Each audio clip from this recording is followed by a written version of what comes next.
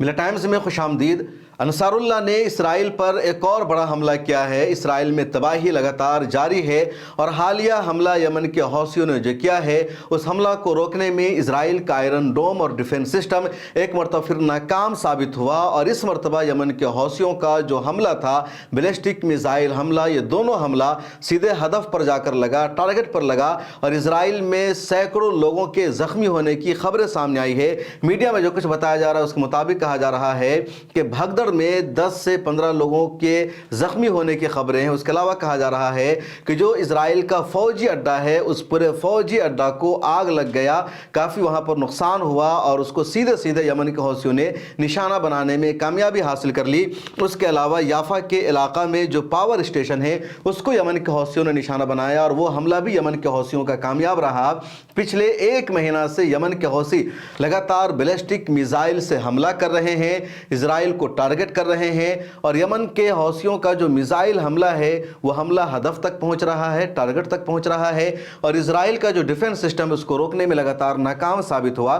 اور روزانہ میں اس طرح کی اپڈیٹ آپ کو دے رہا ہوں جو آج کی تازہ ترین اپڈیٹ ہے، اور یہ معاملہ جس وقت میں ویڈیو شوٹ کر رہا ہوں رات کے 10 بج رہے ہیں، ہو سکتا ہے کہ ایک دن بعد کل صبح ہو کر کے یہ ویڈیو پبلش ہوگی، تو اس سے صرف 2 گھنٹہ پہلے کی اپڈیٹ ہے، اور خبر یہ ہے کہ یمن کے حوثیوں نے یافا پر اٹیک کیا، اور یافا میں ایک پاور اسٹیشن ہے تو اس اسٹیشن کو نشانہ بنایا یمن کے حوثیوں نے، اور اس پورے پاور اسٹیشن کو آگ لگ گئی۔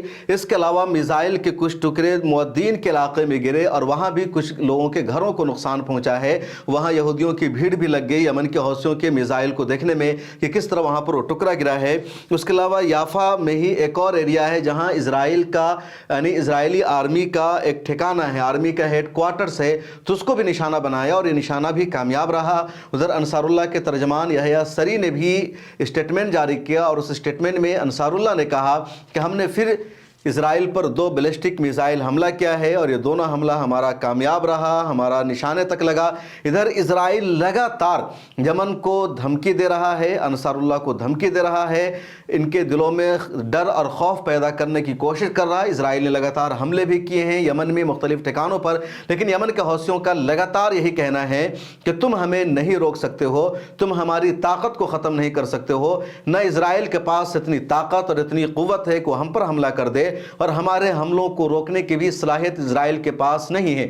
انصاراللہ نے یہ بھی اپنے بیان میں آ کر کے کہا کہ اسرائیل نے پوری دنیا میں اپنی طاقت کا ڈھونس جما رکھا تھا، اور یہ بتا رکھا تھا کہ اس کا جو ڈیفنس سسٹم ہے دنیا میں سب سے زیادہ مضبوط ہے، ایک پرندہ بھی اس کی سرحدوں میں پر نہیں مار سکتا ہے، نہ اس کے بار کو توڑ سکتا ہے، نہ سمندر سے کوئی داخل ہو سکتا ہے اسرائیل میں، نہ فضا سے کوئی آ سکتا ہے، نہ زمینی راستے سے کوئی اسرائیل میں داخل ہو سکتا ہے۔ اسرائیل نے اپنے آپ کو اتنا محفوظ بنا رکھا ہے، اور اسی طرح کا نگیٹو پروپیگنڈا کیا اسرائیل نے تاکہ زیادہ سے زیادہ لوگ اسرائیل میں آ کر کے بچ سکیں، اسرائیل میں زیادہ سے زیادہ لوگ اپنی وطنیت لیں، کیونکہ جو یہودی ہیں وہ ابھی بھی اسرائیل آنے کو تیار نہیں ہیں۔ ان کو لگتا ہے کہ اسرائیل محفوظ نہیں ہے، اسرائیل سیکیور نہیں ہے، ان کی جان خطرے میں ہے، اور اس طرح اسرائیل نے اپنی مارکیٹنگ کی۔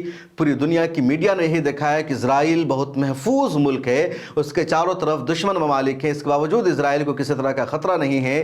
لیکن حماس نے 7 اکتوبر 2023 کو ہی طوفان الاقصی آپریشن کے ذریعے اسرائیل کو 100 سال پیچھے کر دیا، اور بتا دیا کہ تم محفوظ نہیں ہو، ہم تمہارے بار کو توڑ سکتے ہیں، تمہاری سرحدوں میں داخل ہو سکتے ہیں، اور 40 کلومیٹر اندر تک تمہیں گھس کر مار سکتے ہیں۔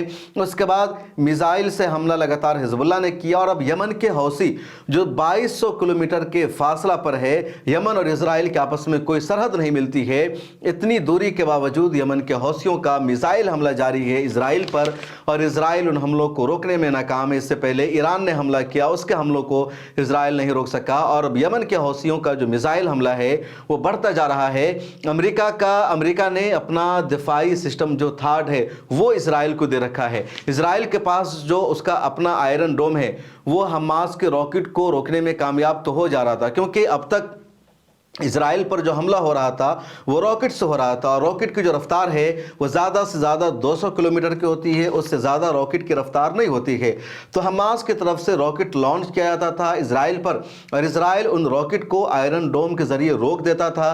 किसी भी तरह का रॉकेट से इसराइल को नुकसान नहीं पहुँचता था। वो रॉकेट ज़्यादातर खेतों में गिरते थे, खाली जगहों पर गिरते थे, और इसराइल को कोई नुकसान नहीं पहुँचता था। सायरन इसराइल में बजता था, लोग एहतियाती तौर पर बुंकरों में जाकर छुप जाते थे। हिजबुल्लाह की तरफ से भी रॉकेट लॉन्च किया जाता था, और उन रॉकेट से इसराइल को कोई नुकसान नहीं पहुंचता था। लेकिन इस बार हिजबुल्लाह ने मिसाइल से हमला करना शुरू कर दिया। कई मरतबा ड्रोन भेजकर जासूसी की हिजबुल्लाह ने, और इस मामला को रोकने में जो इजराइल का आयरन डोम है वो नाकाम साबित हुआ। उसके बाद इजराइल ने अमेरिका से मदद मांगी, और अमेरिका ने अपना ठाड भेज दिया। जो अमेरिकी ठाड है दुनिया का सबसे मजबूत दिफाई निज़ाम कहलाता है, और इसको ऑपरेट करने के लिए, इसको चलाने के लिए बैक वक्त 100 से ज़्यादा लोगों की ज़रूरत पड़ती है। अमेरिका ने वो 100 लोग भी भेजे जिनका ताल्लुक आर्मी से था। ये सब इजराइल में आकर लग गया। इसके बावजूद अमेरिकी ठाड हमलों को रोकने में नाकाम है। हालांकि अमेरिकी ठाड से पहले इजराइल का जो डिफेंस, एयर डिफेंस था वो 3 लेयर में था।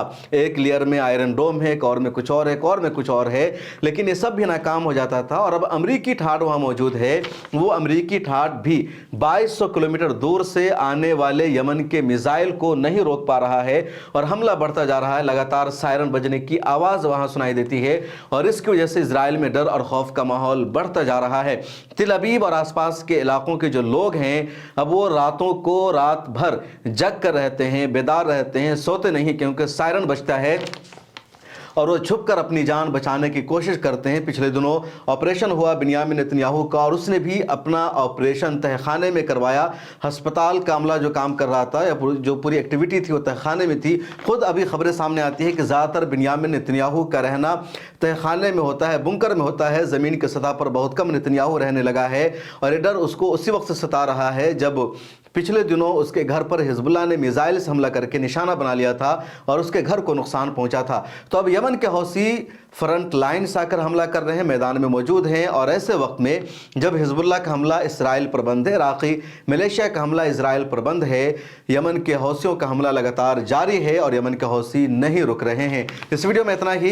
कमेंट सेक्शन में अपनी राय ज़रूर लिखिए, और सोशल मीडिया के सभी प्लेटफॉर्म पर हमें फॉलो भी कीजिए। टाइम्स को जारी रखने और मजबूत बनाने के लिए हमारी आर्थिक सहायता कीजिए।